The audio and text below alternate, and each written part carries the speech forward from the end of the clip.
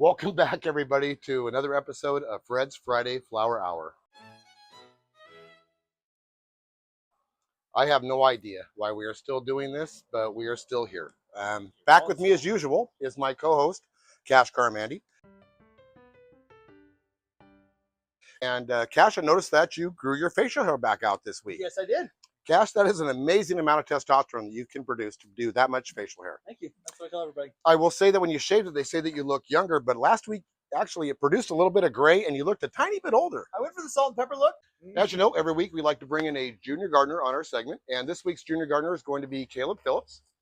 Caleb, you want to come on in? Yep, putting a senior and junior.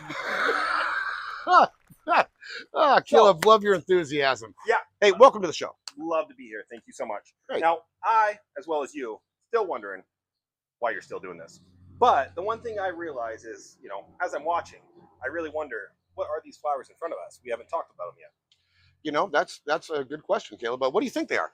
I see a little, what is that, purple? I may be colorblind, but lavender maybe? Okay, not lavender. They are purple, though, so you actually kind of got a 50-50 thing going on there for you. These are hydrangeas. Oh, yes. And these are in full bloom right now, and they actually look really good. The strange thing about this plant is that they're one of the only flowers actually that changes the color of the flower itself with the acid level in the soil. And that's actually something that you can manipulate yourself. That is only capable with the large leaf hydrangeas, like the ones that you see out in front of you right here. These smaller leaf hydrangeas right here will not change colors. And also, just so you know, that white hydrangeas will always be white. It does not matter what the acid level is in the soil. It will always stay white no matter what. Kind of like me, freshman year of college. Yes, always going to be white and pale, no matter what you do or how much sunlight you give it. No much acidity. Yeah, exactly right. The other thing about hydrangeas, they are definitely a shade-loving plant. These are something that only wants a few hours of sunlight. You give them any more than just a couple of hours of morning sun, and they are going to wilt up, and they're not going to be happy at all. Something you want to have either underneath a tree or north side of your house, something that does not get a lot of sunlight. The biggest thing with these, like we were saying, was the acid level in the soil. So pH level has got to get changed to get these flowers to change colors. You can actually increase that by adding sulfur, and you can decrease it by adding lime. Okay, and so you can take your like the lime from a store? No. And that's a good question, Caleb. It's not like the lime that you go and get that you're putting in your Corona. Okay, you're telling me it's not in the produce aisle.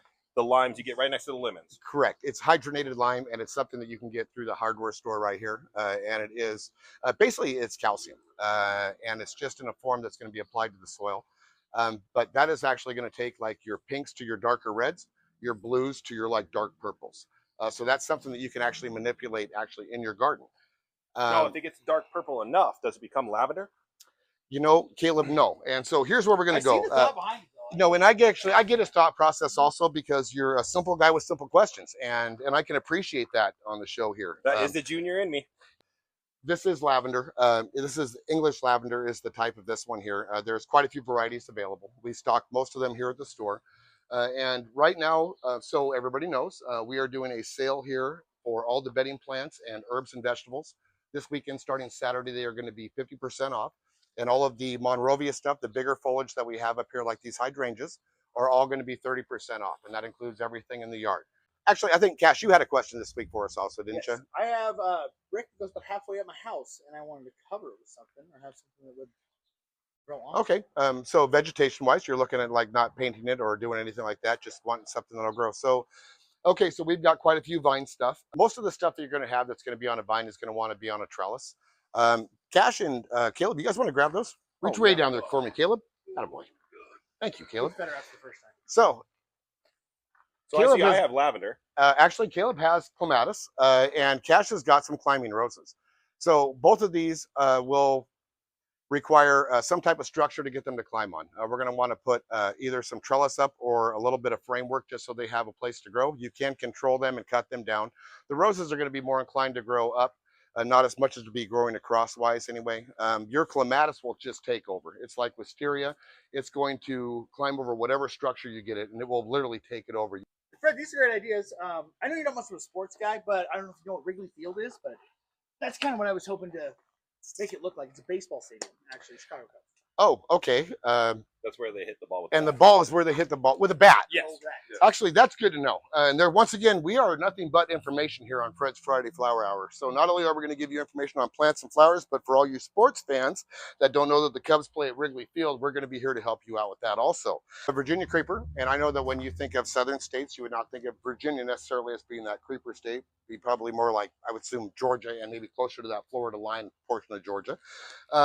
But this is something that you do not require a trellis. It does not require any framework, and it will cling on to any surface and it will just grow. And for someone being as lazy as you, that actually doesn't want to put forth like any type of effort, but wants all those results. I don't do anything, so that's perfect. Yeah, that's what I'm Exactly. looking for. You could actually Right in my plant this, and I mean, or have your wife plant it, Yeah. because you're not. Yeah. It'll die in the pot if he takes Man, it I got home. stuff to do. But have the wife plant it, and then in the end of the fall there, when this thing starts to die back a little bit, you can actually go back and cut back all of the growth that you don't want.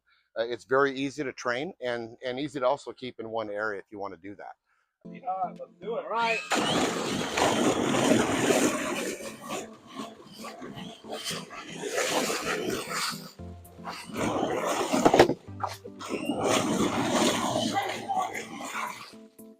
The water is agitated. You know, obviously you guys did not know that we had a little change in script. I am not getting in this hot tub again. Can you hold this? Please. Because I would love to. Oh, all right. You know, the thing that I like about this show is that these guys are way more comfortable than I am. That's what I'm talking about. Oh, They're let a me little get more it. secure. That's right. Pretty weird about hat. Actually, I've got your hat for you. Yes. You know, this is that part of the show where we would like to call this, I think we were going with Fred's Friday Hot Tub Happy Hour. These guys were gracious enough to jump in this hot tub, and I am just not secure enough with my masculinity to do that ever again. But I appreciate these guys' willingness and actually a lot of excitement going on there.